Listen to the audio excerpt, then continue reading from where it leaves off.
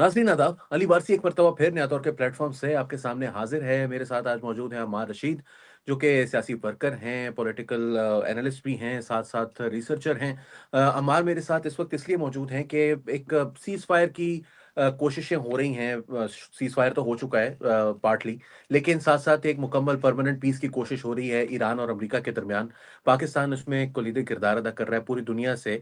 पाकिस्तान की जो हुकूमत है इसको शाबाशी मिल रही है, इसकी तारीफ़ें हो रही हैं, वेलकम किया जा रहा है इस मूव को, but at the same time कुछ ऐसे लोग हैं जो कि ये समझते हैं जेन्युइनली, या वो पाकिस्तान से वैसे ही शाकी हैं, या फिर उनको लगता है कि ये जो है बहुत अच्छा एक मौका है पाकिस्तान के साथ अपने स्कोर सेटल करने का। वो लोग जो हैं वो मामलात में कुछ गड़बड़ करने की कोशिश कर रहे हैं। कुछ ऐसी ट्वीट्स हमने सामने देखी हैं अपने आते हुए, जिसमें शहबाज शरीफ की जानिब से ड्राफ्ट में जो शुरू में ट्वीट हुआ, उसके बाद एडिट हुआ, वो उनकी गलती अपनी जगह, लेकिन जिस तरह से उसको खेला गया, बल्कि उसके साथ खिलवाड़ किया गया, वो ना सिर्फ़ एक एक इश्यू बना, बल्कि उसके बाद कुछ और भी स्टोरीज़ जो कि मेनस्ट्रीम पब्लिकेशंस में आई हैं, उनकी जानिब से भी जो है वो पानी जिसे कहते हैं ना, पानियों में को गदला करने की कोशिश की गई है, मडिंग द वाटर्स। तो अम्मार, बहुत-बहुत शुक्रिया हमें जॉइन करने के लिए। मैं देख रहा था आप ट्वीट्स भी कर रहे थे, मैंने सोचा कि इस मौज़ू पर आपसे ही बात की जाए। अम्मार, हुआ कुछ इस तरह से है, मैं थोड़ा-सा अपने ऑडियंस को जो है वो समझा दूँ कि मामला क्या है। रायन ग्रिम नाम के एक सहाफ़ी हैं, ड्रॉप साइट नाम की एक वेबसाइट है, इसको इन्होंने आगाज़ किया था, और इसलिए किया था क्योंकि द इंटरसेप्ट, जो कि वैसे तो ऑल्ट मीडिया है, लेकिन अमेरिका के अंदर उसकी एक रिस्पेक्टेबिलिटी बहरहाल उसके साथ मौजूद थी, जिसको उनकी वेबसाइट के जो एडिटर्स थे, उनके मुताबिक रायन ग्रिम नामी साहब, जो और साथ एक मुर्तज़ा हुसैन होते थे, पाकिस्तानी नशात, अमरीकी सहाफ़ी, इन दोनों ने मिलके उसको इतना गंदा कर दिया कि इसकी वजह से उनको वहाँ से निकाल दिया गया। अब यही रायन ग्रिम साहब जो हैं, वो ड्रॉप साइट की मदद से एक नई वेबसाइट उन्होंने बनाई, और उसके ज़रिए से पाकिस्तान के खिलाफ मुसलसल प्रोपेगेंडा कर रहे होते हैं। इनकी जानिब से एक ट्वीट आई जिसमें उन्होंने लिखा कि दिस इज़ अनबिलीवेबल, कि ये नाकाबिले यकीन है। The edit history on his tweet, यानी on this tweet shows that Pakistan prime minister Shehbaz Sharif originally copied and pasted everything he was sent, कि जो कुछ भी शहबाज शरीफ साहब को भेजा गया, वो कॉपी पेस्ट उन्होंने किया। क्यों? क्योंकि ट्वीट के ऊपर लिखा हुआ था कि draft Pakistan PM message on X. No, now obviously Sharif's own staff don't call him Pakistan PM, they would just call him prime minister. The US and Israel of course would call him Pakistan PM. तो लिहाजा ये America और Israel ने लिखकर उनको दी है, और इसके ऊपर अब तक 20,000 से जायद रीट्वीट्स हैं, 60,000 से जायद लाइक्स हैं, 1800 लोगों ने इसको जो है वो रिप्लाई किया है, 7.9 मिलियन यानी करीब 80 लाख लोग इस ट्वीट को देख चुके हैं, और इसकी वजह से बहुत सी फिर स्टोरीज ने इसकी मदद से जन्म लिया है। अमार, ये सिचुएशन पर जरा थोड़ा-सा अपना एक ओवरव्यू दीजिए, फिर उसके बाद हम ज़्यादा स्पेसिफिक इश्यूज़ के ऊपर बात करना शुरू करते हैं। ये उसको जिस तरह पेश किया गया रैंकिंग ट्वीट में, और उसके बाद मुख्तलिफ इंडियन मीडिया के ऊपर भी और कुछ पाकिस्तानी सहाफ़ियों ने भी, खासकर जो बाहर अमेरिका में होते हैं, कि जैसे कि ये बस एक अमेरिकन डिक्टेटेड एक पूरी मूव थी, और ये बस अमेरिका के मफाद में ये किया जा रहा है। तो आई थिंक वो एक बहुत बैड फेथ मिसकैरेक्टराइजेशन थी जो इस पूरी चीज़ की हुई है। And I think Ryan Grim ने बहुत एक्सप्लिसिटली की है। उनका बार-बार एक्सप्लिसिटली ये कहना था कि इस ट्वीट से वाज़ेह तौर पे नज़र आ रहा है कि ये पाकिस्तान को बस भेजी गई है करने के लिए। तो इस चीज़ का तो बिल्कुल भी कोई सबूत नहीं है, बल्कि कोई भी पाकिस्तानी अगर उस ट्वीट को पढ़ता है, उसकी लैंग्वेज को, तो वाज़ेह तौर पे नज़र आ रहा है कि उसमें जिस तरह की ज़बान इस्तेमाल की गई है, my our dear brothers Iran, we earnestly request, और आर्टिकल्स का और द का ना इस्तेमाल होना, मतलब it's very commonly used Pakistani and even Indians use this language, it's very South Asian diction.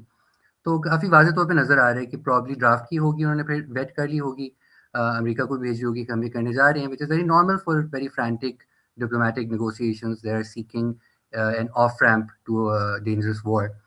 तो उस चीज़ को बहुत ही आई थिंक बैड फेथ के अंदर रिपोर्ट किया गया है, एंड आई थिंक उसके पीछे भी काफ़ी मफादात शामिल हैं जिसकी वजह से ये किया जा रहा है। आई थिंक रायन ग्रिम साहब की जो खुद अपनी जो इकोसिस्टम है, उनके अपने जो मुलाजिम हैं, वो ऑब्वियसली एक ख़ास सियासी जमात के साथ मुंसलिक हैं। आई थिंक उनका एक जनरली एक बहुत एक टॉक्सिक सिम्बियोटिक रिलेशनशिप बन चुका है एक सर्टेन ऑनलाइन फैक्शन से। I wouldn't say the entire PTI की जमात, लेकिन जो एक पर्टिकुलर डिजिटल मीडिया पे जो बहुत एक्टिव सेगमेंट है, और उनके साथ, और वो पाकिस्तानी अपने पूरे कवरेज को उसी लेंस के थ्रू फ़िल्टर करते हैं, और ये पहले भी उन्होंने इस तरह की काफ़ी फ़ेक न्यूज़ भी शेयर की हुई हैं, जो कि बाद में साबित हुआ कि वो गलत थी। तो आई थिंक उनकी तरफ से तो ये हो रहा है। लेकिन अगर आप आज देखें जो मीडिया के ऊपर कवरेज आई है, अमेरिकन मीडिया के ऊपर, जी। न्यूयॉर्क टाइम्स के अंदर, सॉरी आप कुछ कह रहे हैं? नहीं, मैं असल में मैं उसी सवाल की तरफ आ रहा था, तो आपने हाँ। वो बात शुरू की। न्यूयॉर्क टाइम्स की तरफ से एक स्टोरी की गई है कि white house knew about Pakistan ceasefire post on x before it was sent. The white house was directly involved in shaping the message. कि न्यूयॉर्क टाइम्स ने इस स्टोरी को इतना बड़ा बनाकर क्यों पेश किया? जब ये आपके लिए ऑब्वियस है, ये मेरे लिए ऑब्वियस है। न्यूयॉर्क टाइम्स जो कि दुनिया के चंद बड़े अखबारों में से एक है, शायद सबसे बड़ा अखबार है जिसकी आउटरीच पूरी दुनिया में मौजूद है। पाकिस्तान में भी उसका कई साल जो है वो एक वर्जन छपता रहा है, पूरी दुनिया के अंदर छपता है।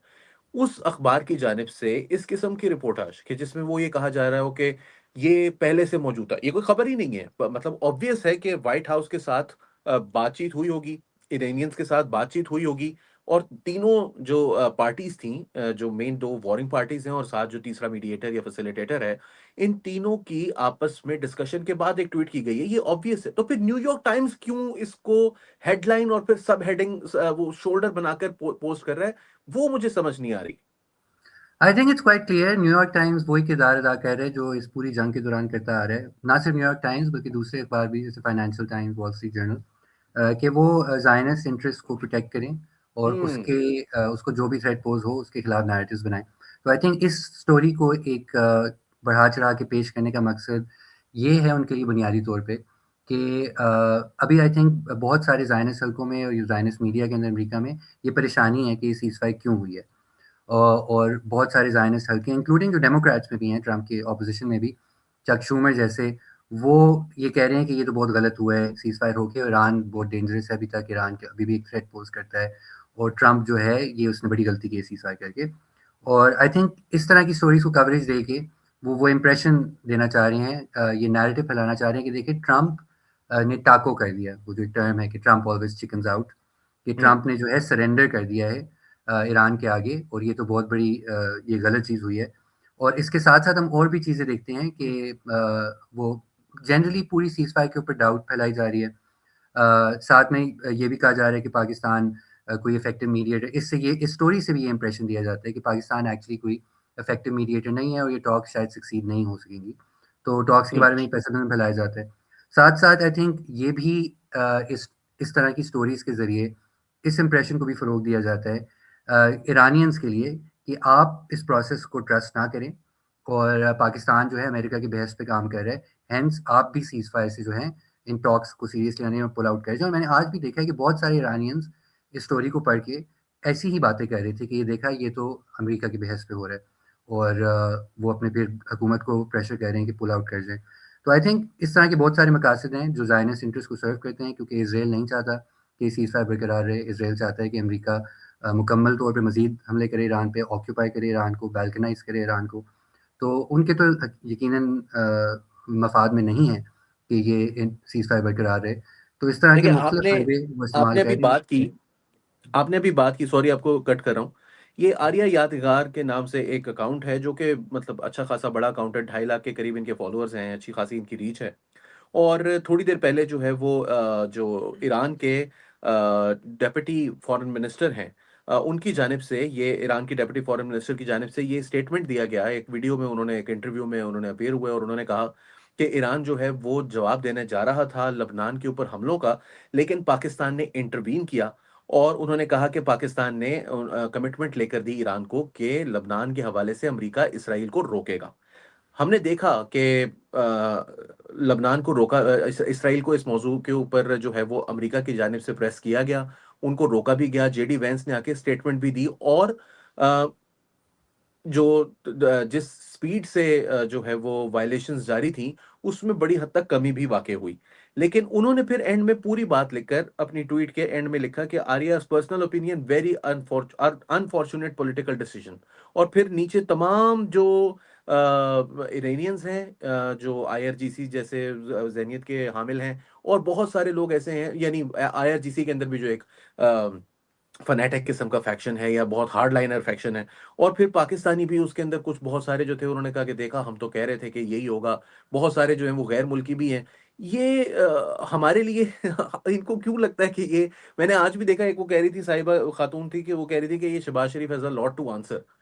तो ये मुझे ज़रा ये बताएँ कि पाकिस्तान का रोल जो है वो इन्होंने क्या इनके ख़्याल में क्या है एग्ज़ैक्टली? आई थिंक यही बस एक बहुत ज़्यादा मिसट्रस्ट है और बहुत ज़्यादा मिसट्रस्ट फैलाया गया है। I don't think it's necessarily universal. I think बहुत सारे इरानियंस हैं जो ट्रस्ट भी करते हैं पाकिस्तान को, लेकिन यकीनन ये बहुत ज़्यादा फैलाया गया है। इसमें ज़ायनिस्ट मीडिया का भी बहुत हाल है, बहुत किरदार है।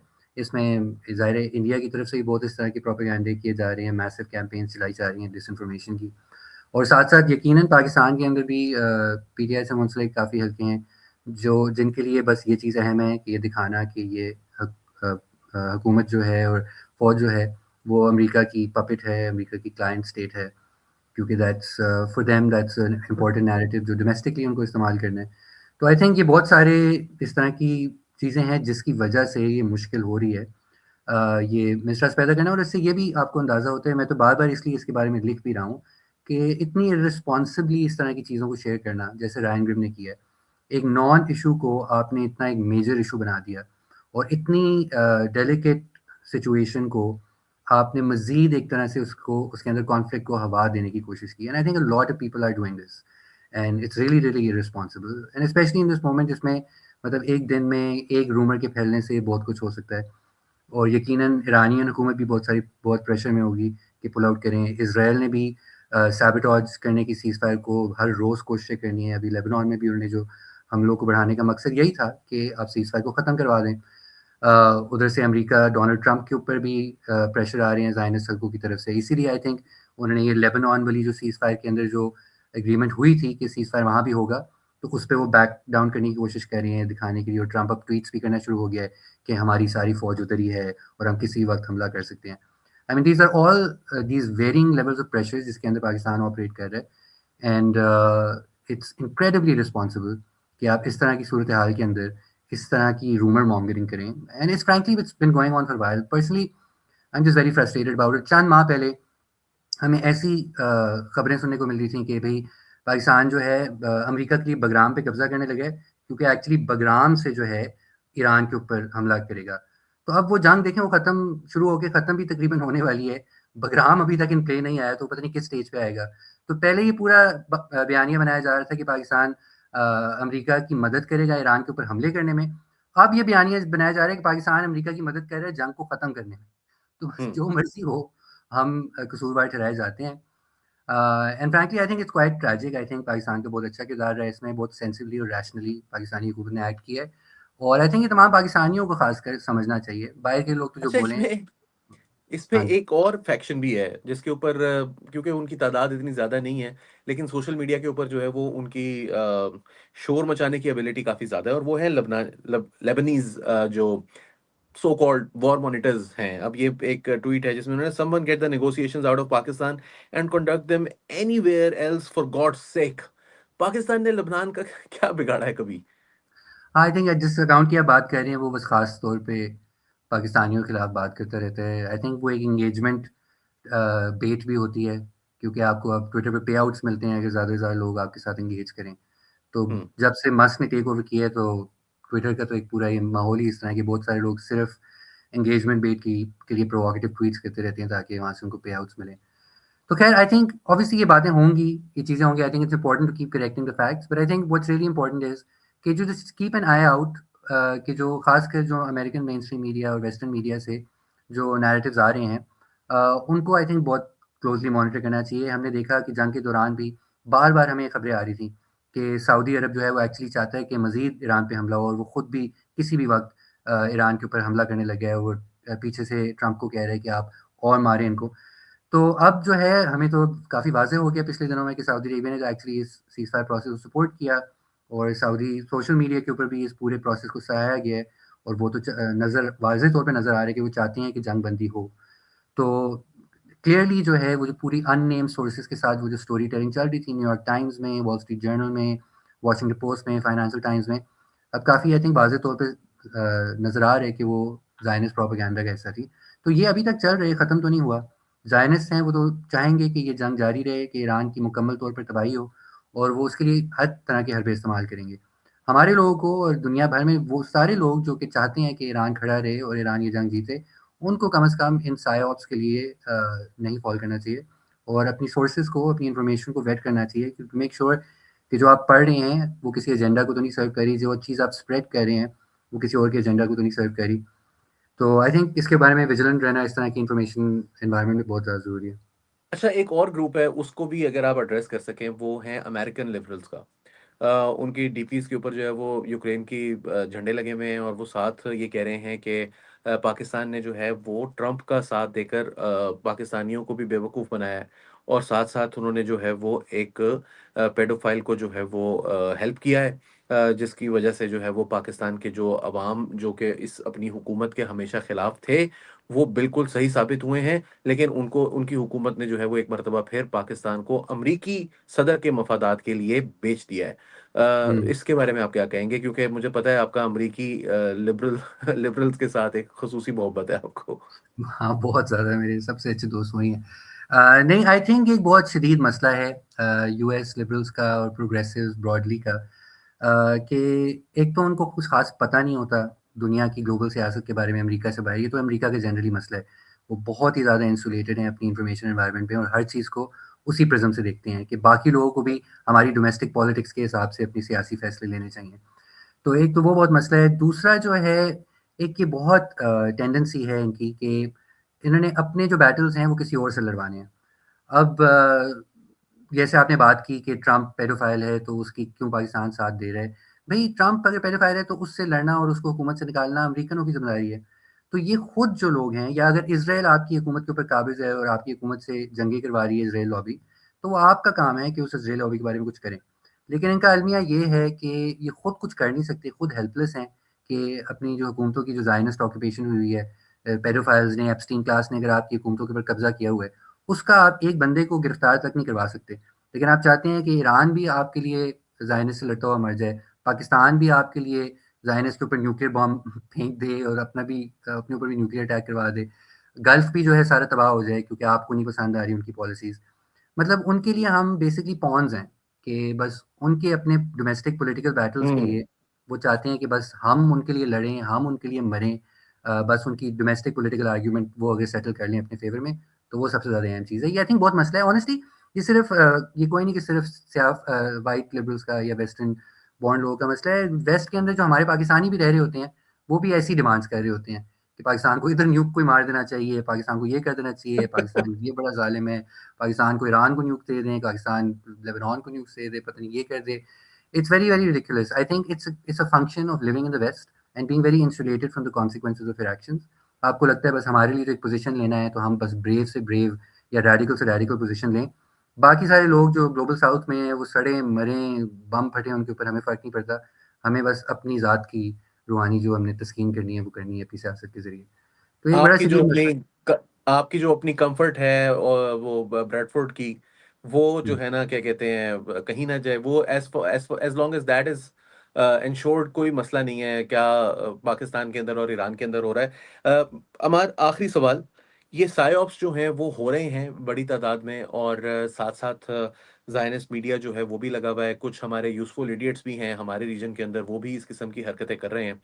आपको क्या लगता है कि डिस्पाइट ऑल दी साइऑप्स, अगर आपसे वैसे एक पॉलिटिकल तज्ज़िया मैं अब ले रहा हूँ मीडिया से हटकर, आपके ख्याल में will the talks go through, क्या परसों टॉक्स हो पाएँगी? और अगर वो टॉक्स होती हैं तो क्या ये सीज़फायर परमानेंट पीस में तब्दील हो सकता है? How hopeful are you? I'm cautiously optimistic. I think even the fact that we've gotten this far suggests that there is a chance that these things can succeed. I remember a week ago people were saying कि even बड़े-बड़े जो analyst हैं John मेयरशाइमर जैसे या Robert पेप जैसे वो ये कह रहे थे कि कोई किसी सूरत ये हो ही नहीं सकता कि सीज़फायर हो और ईरान जो है कभी नहीं एग्री करेगा। लेकिन इवेंचुअली यहाँ तक भी हम पहुँच गए। The reason I'm cautiously optimistic is that I feel like in order for a durable settlement दोनों साइड्स के इंटरेस्ट में होना चाहिए कि कोई सेटलमेंट अचीव हो। और आई थिंक काफ़ी हमें नज़र आ रहा है कि अमेरिका की तरफ से भी बहुत इंटरेस्ट है, बहुत सारी तबाही हुई है ग्लोबल इकोनॉमी की उनको भी बहुत जनरली नुकसान भी उनका बहुत ज़्यादा हुआ है, मल्टीपल बिलियंस ऑफ डॉलर्स का, उनके बहुत सारा जहाज़ों का भी नुकसान हुआ है, मिलिट्री इंफ्रास्ट्रक्चर का पूरे। और ज़ाहिर स्ट्रेट ऑफ हॉर्मुज़ अगर मज़ीद कुछ चंद हफ्ते बंद रहा, तो परमानेंट आलमी नुकसान हो सकता है मीशत को, और अमेरिका भी उससे यकीनन सफ़र करेगा, यूरोप की तरफ से भी बहुत प्रेशर है। और दूसरा ईरान को भी I think obviously I think they needed to make their point, but I think they have made their point and now we are at a situation where इससे ज़्यादा मज़ीद अगर वो अपना नुकसान कराती हैं, तो फिर वो भी खसारे में जाएँगे। साथ-साथ वो अमेरिका को भी नुकसान पहुँचाते रहेंगे, आलमी मईशत को भी नुकसान पहुँचाते रहेंगे, लेकिन साथ-साथ उनको अपने भी बहुत सारे परमानेंट लॉसेस लेने के चांसेस हैं, including hits to their power structure, to their nuclear facilities, and I think they have also reached the threshold where it's in their interest कि अब इस मामले को हल किया जाए। And I think they are in a very strong position also, which is the most important thing, कि I think Iran is in a position to extract some very strong permanent concessions, including partial or full control over the Strait of Hormuz and some form of sanctions relief, जो कि उनको, or maybe reparations be in some form or the other, yet to see how that works. I think they can extract these concessions and they put themselves in this position कि वो कर लें। तो अब वही बात है कि वो यही सवाल है कि कितने हद तक उसको कंसोलिडेट कर सकते हैं, और ऑब्वियसली जो मेन वाइल्ड कार्ड इस पूरी सूरत हाल में है वो इसराइल है। वो तो हर स्टेज पे कोशिश करेंगे कि इसको सैबोटाज किया जाए। सो एज़ लॉन्ग एज़ उसकी कोई स्ट्रैटेजी बनाई जा सकती है कि उनको किस तरह रिस्ट्रेन किया जाए, I think this process can succeed because the interest of the US and Iran do align in terms of the ceasefire. बहुत शुक्रिया अमार, मेरी भी यही दुआ है, मेरा मुझे यकीन है कि हमारे जो ऑडियंसेस हैं उनकी भी यही यकीन, उनको भी यही दुआ होगी, उनकी भी यही ख्वाहिश होगी कि ये जो सीज़ फायर की कोशिशें हैं ये कामयाब हों। बहुत सारे मैंने तो इंडियंस देखे हैं, वो जो अमार ने कुछ लोगों की तरफ इशारा किया, मगर मैंने बहुत सारे सीरियस लोगों को देखा है जिनका ये कहना था कि ये जो कुछ भी हो रहा है, पाकिस्तान कर रहा है, भारत कर रहा है, कोई और कर रहा है, इससे फ़र्क नहीं पड़ता। इस जंग को रोकना ज़रूरी है, क्योंकि ये जंग जो है वो खित्ते को और फिर पूरी दुनिया को, इसकी इकोनॉमी को अपनी लपेट में लेगी। तो नुकसान हर शख्स का होगा, ख़ास तौर पर अवाम का होगा, क्योंकि एलीट्स तो अपने लिए कोई ना कोई रास्ता निकाल लेती है, उनके पास बहुत पैसा है, उनके पास बचने के भी बहुत चांसेस हैं। उनको पता है कि कौन-सी जगह जो है वो सेफ़ है उनके पैसे के लिए। वो हमें जंगों में झोंक कर और खुद जो है वो इस चीज़ से निकल जाएँगे, लेकिन अवाम के लिए तो लिहाज़ा जंग नहीं माँगनी चाहिए। अल्लाह ताला से भी हमारा दीन भी यही सिखाता है और अकल भी यही कहती है कि जंग माँगने से हमें कोई फ़ायदा नहीं होता। अम्मार, बहुत-बहुत शुक्रिया हमें जॉइन करने का। नाज़रीन, वीडियो को लाइक कीजिए, सब्सक्राइब कीजिए, चैनल को अगर अभी तक आपने नहीं किया है, इसको शेयर कीजिए। फ़िलहाल के लिए नया दौर के प्लेटफ़ॉर्म से अली वारसी को इजाज़त दीजिए। आदाब।